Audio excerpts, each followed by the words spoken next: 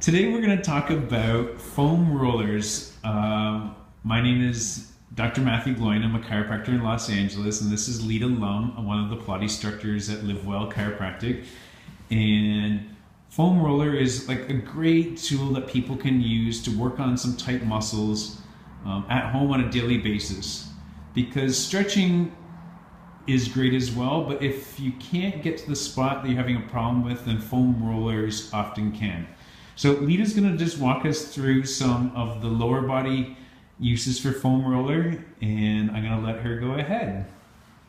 Okay, so you can, when you're doing your lower back, you want your hands behind you, and you can, so that it's not too straining like this, and you can roll side to side, works a little better, so that you're not aggravating your floating rib. So you get your QL, quadratus lumborum, and you're right above your hip bone. That feels really good. And then when you go to the mid and upper back, you can have your hands behind your head. You might get a few adjustments there. You don't want to go too far back. And how long would you do this for? I would go back and forth maybe 5 times. Mm-hmm.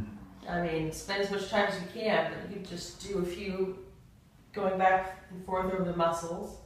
And then you can sit down here and extend back. It's a nice extension since we're all hunched over our desks all day and our phones. And then you can get your neck here a little bit, just right at the occipital ridge, side to side. And if you find that one side's more knotted up, you can kind of linger there and do little nose circles. That's what I like to do. That's the back. And then you can get your IT bands.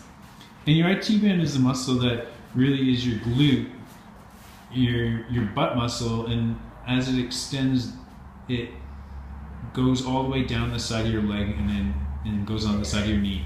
And so this is like a muscle that tends to get tight with mothers who are expecting, or runners, but anything where there's tenderness along the side of your leg. You would roll on the foam roller like that, and you'd use the other leg to help direct you over the foam roller. In each area that you're focusing on, you might want to do for about 30 seconds to a minute. So we want this to become something that's really easy for you to do, where it may take 5 minutes total for you to use the foam roller on most of the tighter areas in your back, so that it's something that you do as part of your routine before going to bed or in the morning. And how about the front of your thigh? So working on the front of your thigh, you're going to work on one hip at a time. So Lita's doing 2 right now, but you can get a better weight onto the foam roller if you just do 1 at a time. And this is your psoas. Your psoas muscle is underneath your hip flexor or your quadricep, and it's one that often becomes tight when people have back problems because it actually attaches to the front of your spine. So this muscle can tighten up, twist how your pelvis moves, and be a big part in back pain. Yeah. How about hamstrings? Hamstrings is good too. Again, you'll work on one side at a time. And Lita has her hand on the ground behind the foam roller there to control how much body weight she applies, allows herself to apply onto the foam roller. We don't want the foam roller to hurt. We want it to be kind of this good, achy sort of massage feeling. But if it hurts, your body's going to react by guarding, and then it's just going to be counterproductive. So there's different ways to do it. So I would like for my patients to really just get a foam roller. You don't have to spend a lot of money on one.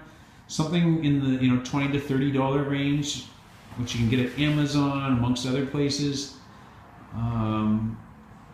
Just to have a tool at home to work on these tighter muscles that contribute to back pain.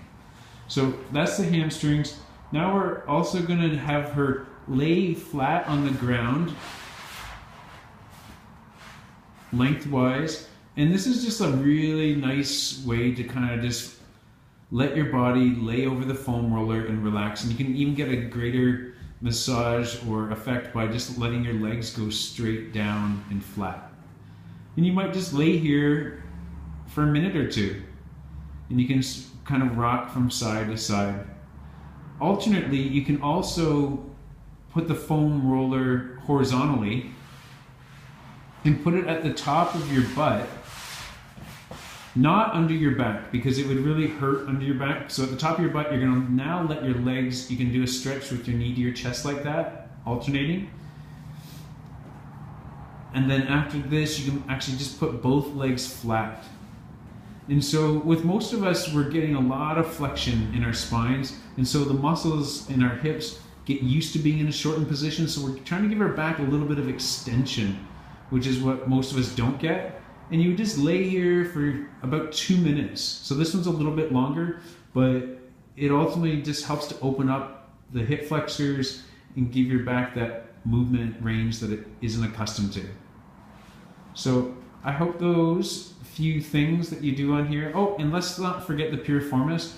So you can sit up on the foam roller and cross one leg over top of the other, and then put your hands behind your back on the ground and bring the other knee up towards your chest and isolate that muscle in your glute where you may feel like there's tightness from.